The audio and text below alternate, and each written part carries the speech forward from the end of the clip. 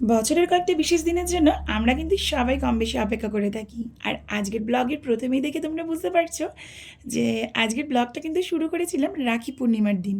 রাখি পূর্ণিমার special blog না, এবারে কিছুই স্পেশাল না করলেও ওই আর কি ওদের মুখের দিকে তাকিয়ে একটুখানি জাস্ট রাখি পরানো, আর কিছুই না।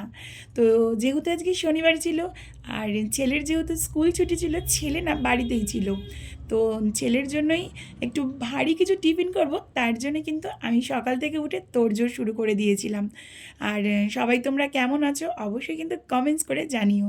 আমরা কিন্তু বেশ ভালো আছি, আমাদের কিন্তু প্রত্যেকটা দিন বেশ ভালো যাচ্ছে। তো চলো, এদিকে আমি কিন্তু সকালবেলা উঠে যুদ্ধ শুরু করে দিয়েছি। আর যুদ্ধের মধ্যে আজকে প্রথমেই আছে ভেন্ডি আলুর তরকারি। জানো তো, এই ভেন্ডি আলুর তরকারিটা আজকে করব একটু মানে রুটি দিয়ে খাবো এরকমভাবেই কিন্তু বানাবো। আর ছেলে কিন্তু খেতে একদম মানে চায় না, কিন্তু জোর করেই খাবো আজকে, ওই আর কি। তো তাকে এদিকে মুখ টুক ধুয়ে বলেছিলাম পড়তে বসতে। দেখো আমি গিয়ে দেখলাম পড়াশোনা তো দূরে থাক, সে খাতা বই কোথায় খুঁজেও পেলাম না।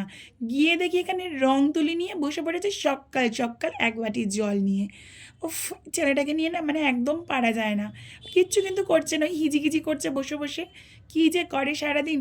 যাই হোক, ও ওর মনে কাজ করে যাক। আর আমি এদিকে ওকে যে খাওয়াবো তার টিফিনটার মানে পুরো রেডি করে ফেলেছি।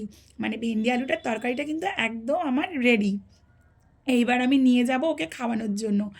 আজকে কিন্তু হবে আমার পুরো যুদ্ধ, কারণ এই ধরনের টিফিন ও একদম পছন্দ করে না।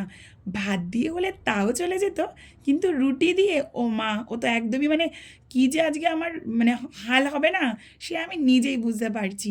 কিন্তু কিচ্ছু করার নেই, খেতে তো হবেই তোমাকে। খাইয়েও দেবো গল্প করতে করতে, ও হাতে রং করবে, ওই করতে করতে আমি ওকে টুকটুক করে খাইয়ে দেবো। তো চলো, এদিকে ব্যালকনিতে গিয়ে দেখলাম গোলাপ গাছটাতে একটা গোলাপ ফুল ফুটেছে।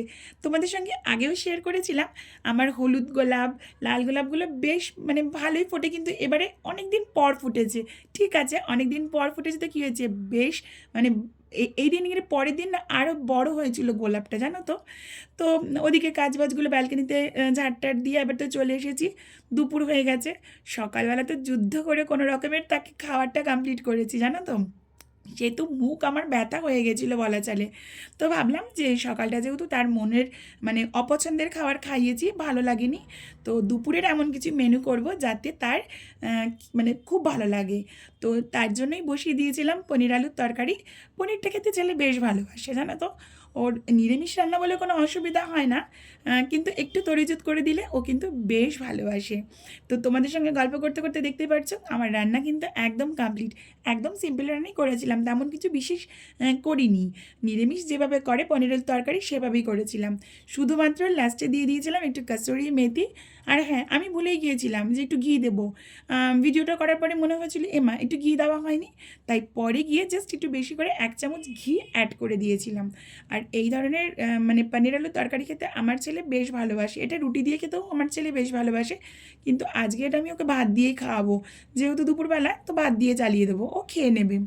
তো তারপরে এই দেখো ঘিটা মিশিয়ে দেওয়ার পরে আবার একটু ঢাকা দিয়ে রেখেছিলাম, গরম গরম ভাত আর পনির আলুর তরকারি। ও তো খেয়ে নিল। এইবার বারবার ঘ্যান ঘ্যান করে যাচ্ছে যে বোনকে রাখি মানে বোনের কাছে রাখি পড়তে যাবে। তারপর আমরা চলে এসেছিলাম বাড়িতে।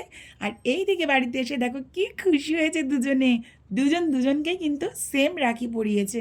আমি সেম রাখি নিয়ে এসেছিলাম দুজনের জন্য, নইলে একজনের জন্য অন্য রাখি আনলে না মারামারি শুরু করে দেবে। আর এই দিকে পরের দিন ছেলে পরে এসেছিল হাত ভর্তি করে স্কুল থেকে রাখি। কী সুন্দর লাগছে হাতটা, বারবার বলছে মা আমার একটা ছোট্ট ভিডিও করে রাখো, তাই তোমাদের সঙ্গে শেয়ার করেছিলাম এই হাত ভর্তি করা ছেলের রাখিটা।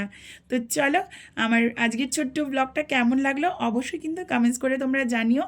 পাশে থেকো প্লিজ, সবসময় আমার ভালোবাসা রইলো সবার জন্য। চলো আজকের মতন টাটা।